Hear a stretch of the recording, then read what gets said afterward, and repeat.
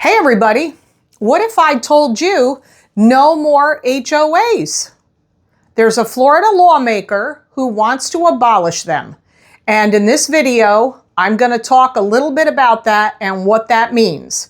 And is it likely to happen or is it not likely to happen? So the proposal is Florida House Rep Juan Carlos Porras, a Republican from Miami, has proposed eliminating HOAs. He calls them a failed experiment that needs to go.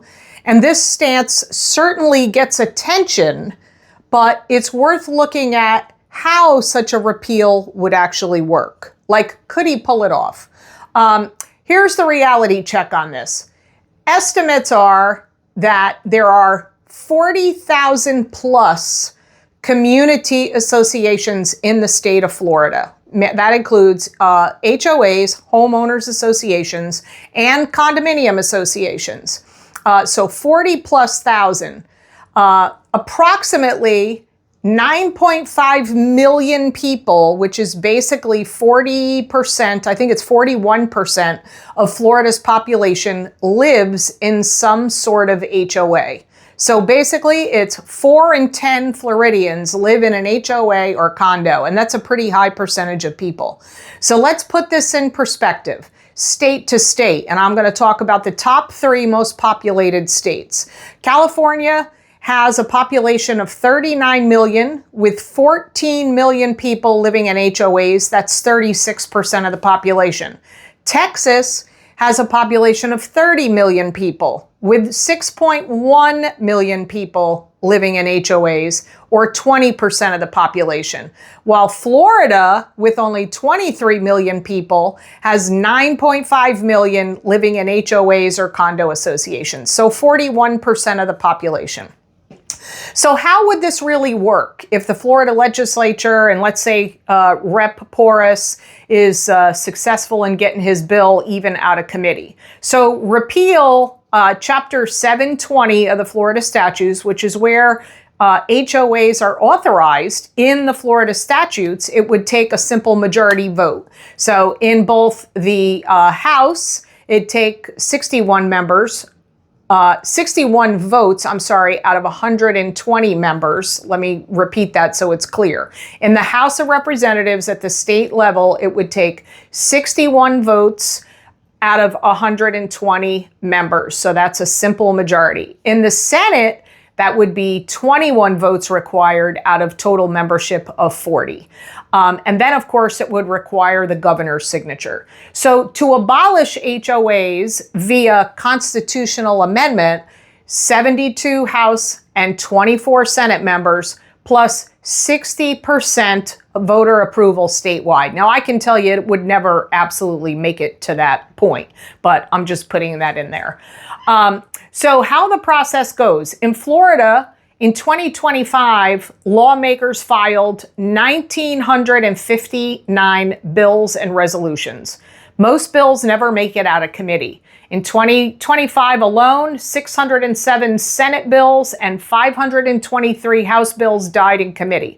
In the end, only 269, that's out of 1959, actually passed both chambers. So controversial proposals face even tougher odds.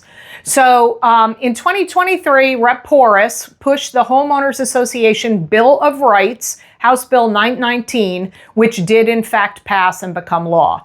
2025, he filed another HOA-related bill that died in committee. But now, maybe he's just getting some press on this and talking about, maybe we can repeal HOA fees. But he says he will file a bill for the complete repeal of HOAs because they're a failed experiment and homeowners live under authoritarian boards.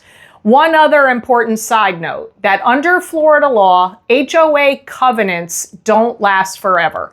After 30 years, they have to be renewed with a notice of preservation, which is sometimes called reauthorization.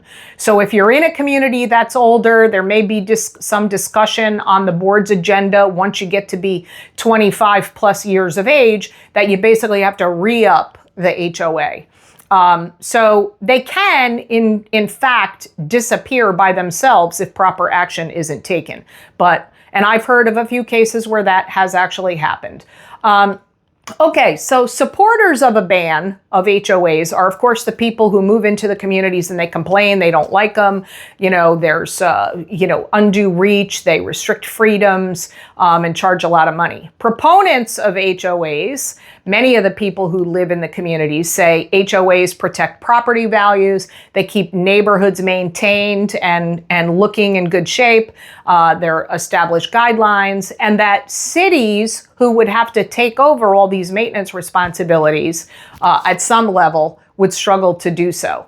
And besides that, the way it works here with our real estate contracts, buyers, both for new construction and resale homes, must acknowledge that they realize they're moving into an HOA community, and with that, there are rules, regulations, and extra fees. And one other thing I want to touch on this. So developers in the real estate industry have lobbying groups, and they will push back hard on this because, of course, they make their bread and butter by establishing these communities and selling homes in them. So more than 50,000 HOAs, as we talked about, and the lobbying group for the developers, are you ready for this? $230 million spent over the last decade, and I'll put up a slide, what the real estate industry has spent on lobbying Tallahassee. So is this really the end of HOAs, and is Rep. Porras, just blowing smoke and trying to get his name in the paper? Probably. Do I think that this is going to go anywhere in the Florida legislature? No, I do not. There are just too many people that are affected by this, and really most of the people volunteered to move into these communities. So the odds are against it.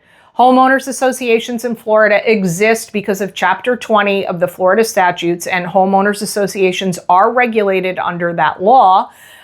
So I think it'd be a pretty big stretch.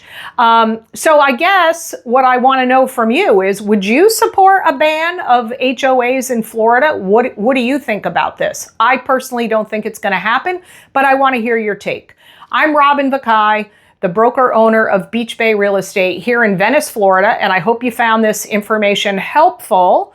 If I can help you in any way, please post a comment, please reach out. You can text or email me, or check out my website at suncoastsouth.com. Okay, thanks for watching. Have a great day.